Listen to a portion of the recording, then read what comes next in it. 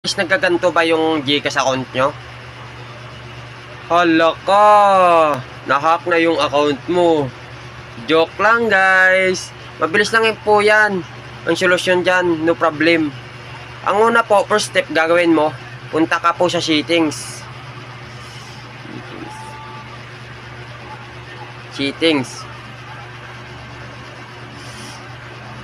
Tapos dito sa about phone. Tapos pindot mo to yung MIUI 1, 2, 3, 4. Oh.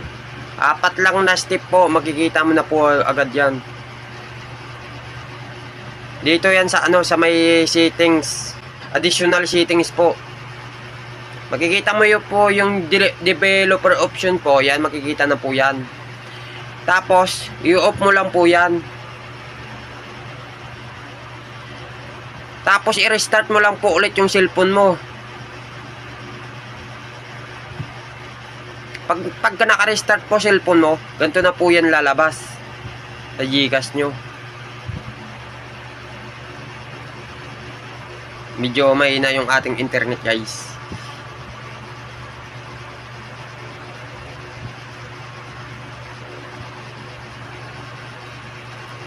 And guys, okay na guys. Diba?